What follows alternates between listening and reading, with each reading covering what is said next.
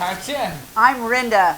We are Heartiness Approach. And today is bread making day. Bread making day. Let me put a disclaimer out there already.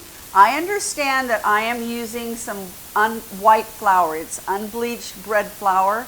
It is King Arthur, and I am using wheat. So if you're diabetic, this is not your recipe. This is a recipe for people who want to make artisan bread in their home without stuff that isn't good in it besides the flour. Which is not and awful. Yeah, so I'm using the unbleached. I'm using, as much as I can get. And yes, it is gluten, because you want to have in fact, this has the higher gluten in it. It has 12.7% in it higher, because it's bread flour, and so you want to make it so that it has more gluten so that it makes it better. That's what we're doing. So I've made this one time, and it turned out actually really well. Great flavor. It wasn't as crusty. I mean, it was super crusty, but I'm gonna just do what I can, and we'll see what works. What I'd like to show you first is that last time I made it with einkorn flour, the little bit of wheat that it calls for, and I'm out of einkorn. So I went to my storage and pulled out a Mylar bag that had wheat in it, labeled wheat $19.99, and I'm like, oh man, can this still be good? And it had one of these little packets in it, and it is just fresh and amazing as it can possibly be. And I'm happy to report it's probably not the newfangled wheat, it's probably the old wheat from the olden days, so we'll see. The first thing I need to do is to be able to grind my wheat, and I do that when I just have to do a little bit and I want to do it really fast. I just do it in my Vitamix. So I'm putting some wheat in here because I only need 190 grams. We do everything with grams. I'd really like working the European way when you're making bread, because... But you're also a grandma, right? So grams and grandma go together. Well, there you go. Okay. You've been standing there for a while trying to think of that one? Took me that long to figure it out. Here comes the noise.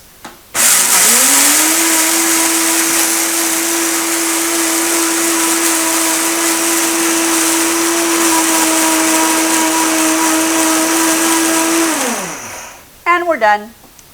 That fast. Love my Vitamix.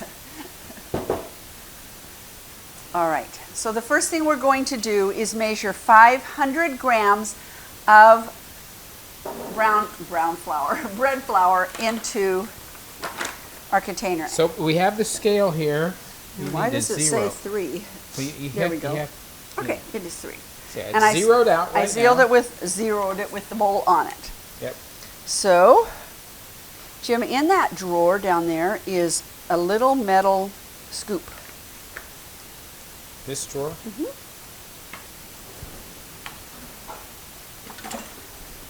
Found it. Cool. This is just an easy way to measure also. I just have to get this out of the way so I can see. What are you going for? 500. Oh, you're getting close. I know. There. Oh my goodness, I hit it right on. 500. Okay. Okay, put that in there. Well done. And now I'm going to do 190 grams of the wheat flour. What's the matter? Oh, I couldn't see the light. Yeah, sorry. it's on. Couldn't see the light.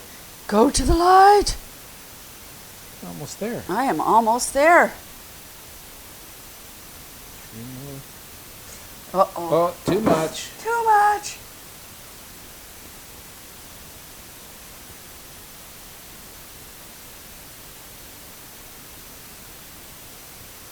I just think it's fun to get it precise. There we go. There we go. Just pour it right in? Oh, just a second. Let me make positive sure. Yes. And then we also put that here and measure the water. Do I want to mix this around? Sure. Mix-array. I mean, I need something to do. I'm just standing here. I like bread making days. I mean, they start off just kind of mundane like this, but at some point it starts smelling like bread, and that is really cool. I mean, as much as I like bread, I realize you can't just eat bread. Okay, he really likes bread. Yeah, you taught me. I really like bread, but we eat it very limited. We eat a half a slice. I mean, these are big slices, but we eat a half a slice when we eat it. We eat one. Most of the time we don't have bread on our hamburger, you know, that kind of thing, right? Well, moderation's a great thing, because if there's something you really, really like and you do it in moderation, you can enjoy it more. But just saying. On the water, you want it to be 90 to 100. 98 to 100, and I'm at 97, so I need to add a little bit. 97? I'm at 107. Okay. So it's a little bit warm. I don't think it's going to cause that much problem because we're not adding it directly to the yeast. Whoops. So what I'm demonstrating here is precision. Is that precision enough? Well, if it doesn't work, we'll know why. Okay.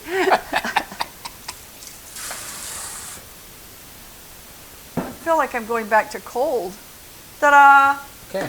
Okay. What'd that say? 103? 101. Oh, okay. All right. You need how much? I need 600 grams of water. 600 grams. The countdown is on 593, 98, 604.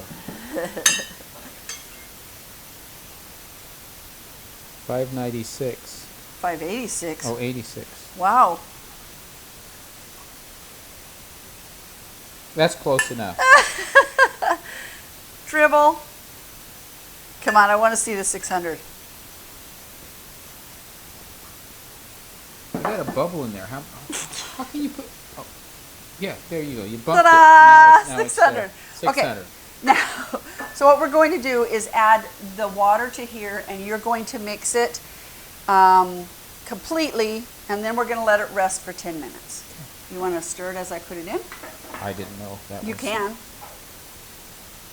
There is no knead artisan bread, and then there's this one that you do all the kneading in a bowl. I've done the no kneading before, and in fact we'd like to do an experiment with it to see what the difference is. I didn't think that the recipe I used had as much flavor, and I was very pleased with the flavor in this.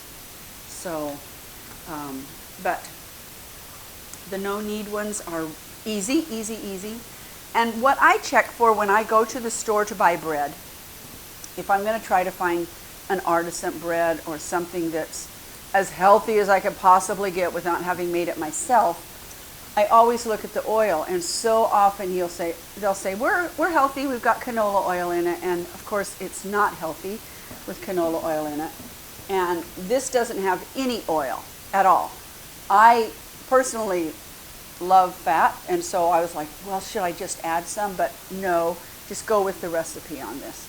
So right now what we have is 560 grams of bread flour, 190 grams of whole wheat flour, and 600 grams of water at a temperature of 98 to 100.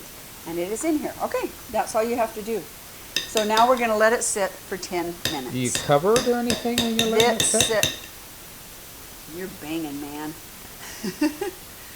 Let rest for 10 minutes. That's all it says.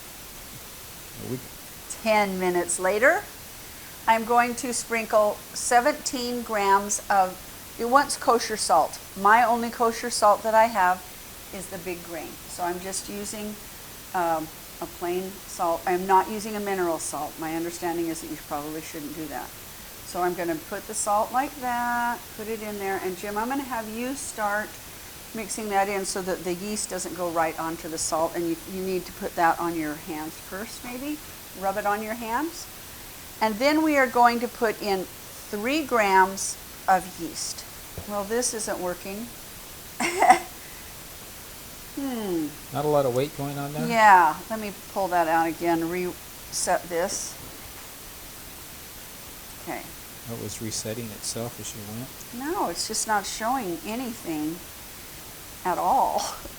It's not showing any weight, and that can't. Oh. Okay, we just went to 4. And we need 3. There we go.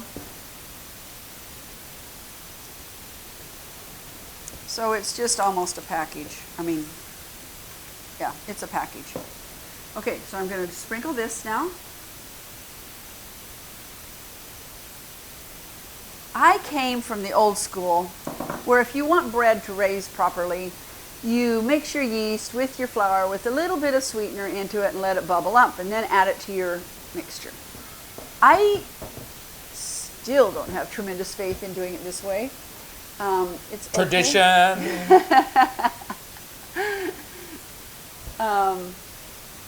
It's kind of like cutting the end off the roast. Yeah, okay.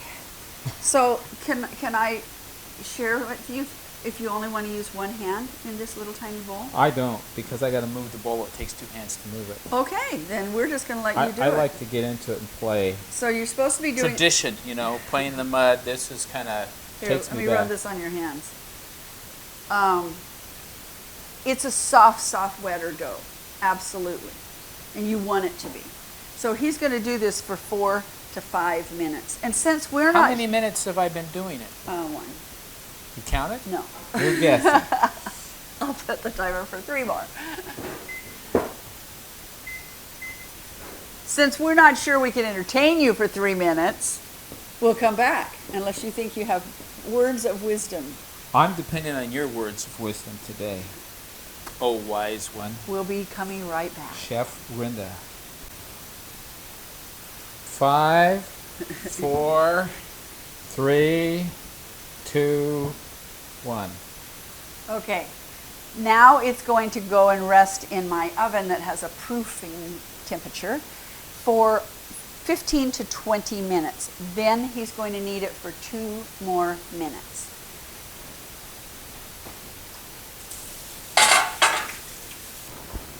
All right, 20 minutes down. And some more wood chopped, by the way. And you chopped wood in between and washed his hands. So 2 minutes. 2 minutes. You want me to do it your way? No, I want you to do it whatever way you want. So your way is like this, right? And I use this other hand to spin the bowl. That's what I do. But whoops. It thought that was already 2 minutes. Because it allows you to push down as you're doing it. That's great. That dough looks beautiful. It's feeling so nice. It's more elastic now just by sitting for 20 minutes, Yep, right? yep. So now we're going to have it set for 45 to 50 minutes. And then we're going to do it again where we do it for another 2 minutes. And if it's not as stretchy as we want, then we'll knead it a little bit longer. But I can tell the gluten's going to Knead it really longer or set. let it set a little longer? Knead it longer. Okay. But it's doing really well. I'm very pleased Yeah, with I think this. after another 40 to 50 minutes of setting, proofing, this will be ready. And then the last thing we do is let it proof for 2 hours. So who gets to take the first bite when this is ready? The person that needs it. Is that the right answer? Now, how do you spell that knead? N-E-E-D. Oh, okay. And I need it. Do you need it? You need it. I'm kneading it, and I need it. So we're going to let it fully cool like you're supposed to, right? No before we eat way. it. We tried last time. It just absolutely didn't work. We probably really let it cool for So I'm 2 curious. minutes. Let's run a survey. Of those of you who make bread, how many of you let it set and fully cool before you have the first Just one slice? bite, one slice. And I love the heel. So we always cut it in 2 so we each get part of it. I have to know who has the self-control. We don't. We don't. Well, the problem is, if you couldn't smell, it's probably okay. Yeah, But if if you you've have been COVID and smelling, can't smell. you've been smelling it, then you can't taste either. If you've been smelling it for a while, it's pretty hard to say, oh, let's let it cool until the smells are gone. Well, thankfully, the new COVID, you don't lose your smell with. Oh, really? Yeah, the new COVID, you don't. Okay. Okay, we have 4 seconds. 3, 2, 1. cover this back up and set it back in my nifty proofing oven. I've never had a proofer on my oven before. I'm so excited. And I'm setting it for 45 minutes. We'll be back. It's been the 20 minutes. You know, with all of this hand washing, there are going to be a lot of people having a happy birthday today. Okay, looking good. Some bubbling going on. I think there's some action happening in here with the yeast, obviously, huh? Good stuff. That's what we need to see. I'm going to excuse Rhenda. She is up helping the neighbor right now. So 2 minutes of this.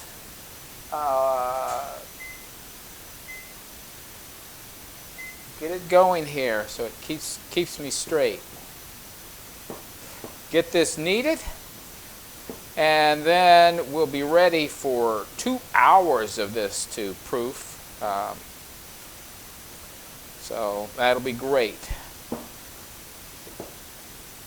Boy, I'm looking forward to a good slice of bread this afternoon. That's going to be nice. Well, in turning off the timer, I turned off the proof button. So I got to figure that out. It's easy. It's got a button that says proof. So here we go. Set the timer for 2 hours. And we should be a lot closer by then. A couple more people are having a happy birthday. Who, what? Well, happy birthday to you. Happy birthday to... I'm doing it so much, there's lots of happy birthday wishes today. What is he talking about? Look at that. All Whoa. bubbly. 2 hours later, there's more bubbles.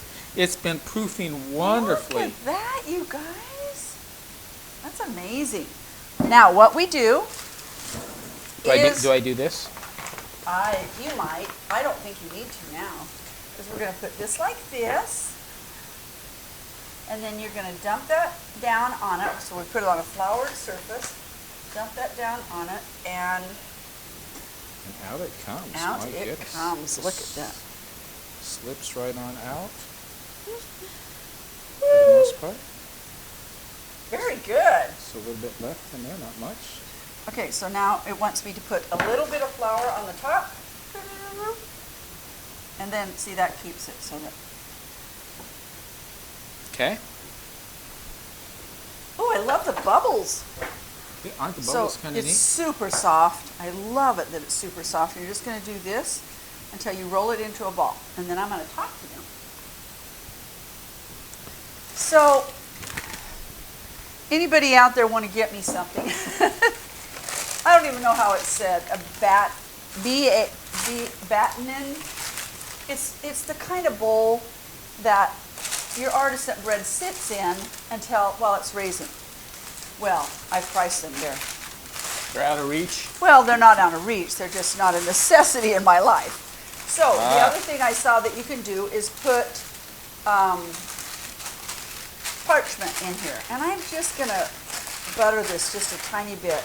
Because I did it on a dish towel last time, and it stuck. Ruined the dish towel. It stuck, and it did ruin the dish Which is towel. not a big deal, but it was a mess. We lost a lot of the dough there. Okay, do you want to just put that with the other side down and the nice side up? This side down? Let me think. We're just going to go opposite. So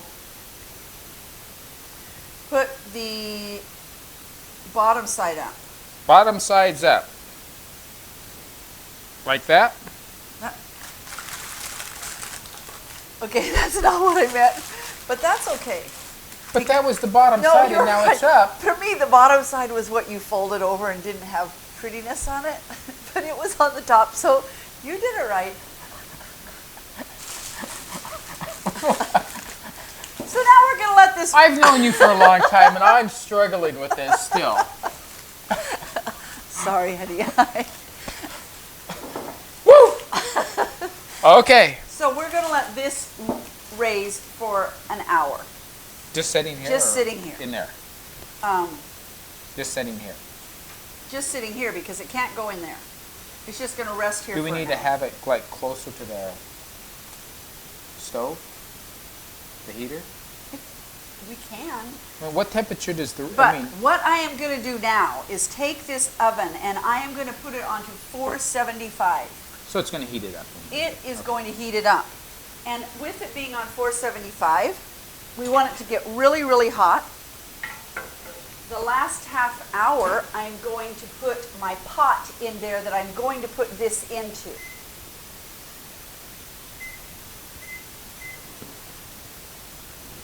Start set. This is the pot I used before, and it came right to the top, and it said, cover it. And I'm like, it's not going to work. It's not going to work.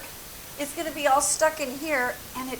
So I took it off for part of it and then put it back, and I'm going to do what it says this time. That's a good idea for baking recipes from everything I've been taught. Well, the other thing I wanted to do was to put it in this one, but then it's going to be flatter. And this one it's taller. So which do you want, flatter or taller? Well, this one for sure would raise up and be whatever it wanted to be, but it's going to be flatter. But then the bread isn't as big. It's an interesting answer to the question. It sounded like more of a question than an answer. I think we should let Jim decide. Well, is this the last bread that we're ever going to make? No. Okay, so we pick one this time and one next time, and then we'll know which we like best. Okay. So you did it in this one the last time. Yes. And do you think it would have risen up and touched the top if you hadn't fiddled around with it so much? Yes or no? I don't think so. Okay, so it works in here. Yes. Really nice, and Yes. it came out that way that you wanted. If you put it in here this time, then you can see what it does. Thinner's not bad, Right. And it's definitely not going to rise to the top. But if it's nice and thin, then the slices aren't as wide, but they're bigger. Okay. Does that make then sense? We cut them into and we each have Yeah. Okay. That's what we're going to do. So we're going to use the blue one. I don't know if they can see the blue one.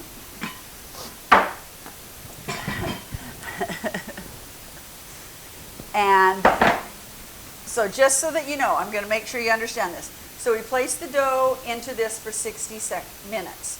In the meantime, place a small, go ahead. Place a small, see it says small Dutch oven, into This the is not a stove large for Dutch at oven. least 30 minutes. But I am just going to put it in there for the whole time. And put the lid on it.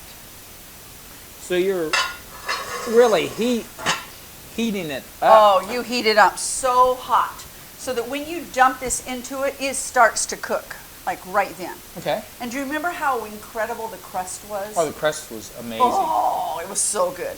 And so flip the dough in and we cover it and return it to the oven and bake for 30 minutes. Let cool for 20 to 30 minutes before slicing. Not going to happen. Okay, so we will come back in about 50 minutes. Okay. Okay. Okay, here we go. Okay, super hot. Now this goes to off. No. does it? No.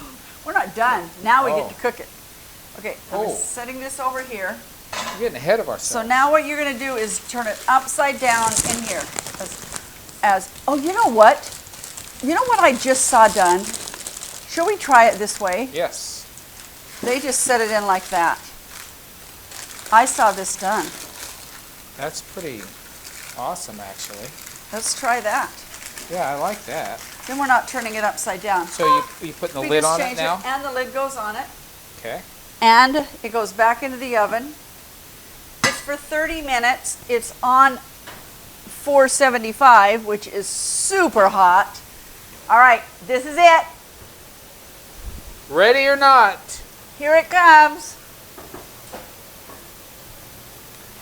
Oh, that really and looks it's pretty. split. That's nice. I'm going to put it upside down and then flip it over. Oh man. Hot, hot, hot.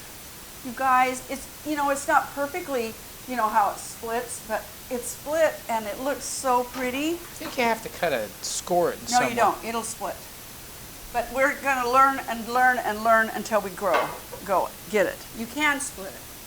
So I am going to actually, I mean, I want it to be hard, but I also like it to be cool looking. So, Cool looking. cool looking. So I'm going to rub a little bit of butter on it, just because I can. So what do you think about using that pot versus the other one? So the other, I think this is a good size. the other pot was about smaller but tall, and this one is flatter. I guess it And depends more on what you're crust. trying to accomplish. I mean, Yeah. in this case, this is a nice looking loaf of bread. This is really beautiful. And like I say, last time it tasted so good. Now, if you're looking for something that you just want to make really fast, this might not be your bread. But if you're looking for something that you can make and it tastes really good, this probably is your bread. So you're suggesting the better tasting breads take a little more time and effort. Well, I just know that kneading and moving your hands in it makes the texture better sometimes. I think that's all we need to wait. Okay. It's a short 5. That was a very short 5. But just the problem is, you understand, it's really hot. That's the only problem? Yeah. It's minor. Okay. This is what it looks like inside. Wow, nice. This is what this looks like. And we will put some of our homemade butter on this. Homemade butter on the bread. That's just what I was going to say. Thank you, John. That's one of the good things about Grandma's house. Because you were the main chef-arini. Don't stick the whole thing in there. Go down low.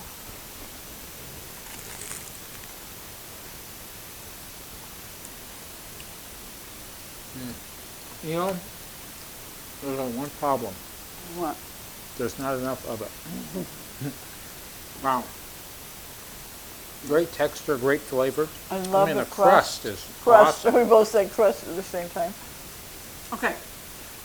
We will wrap this with a towel and let it cool before we do any more, but we got the heel. Nicely done.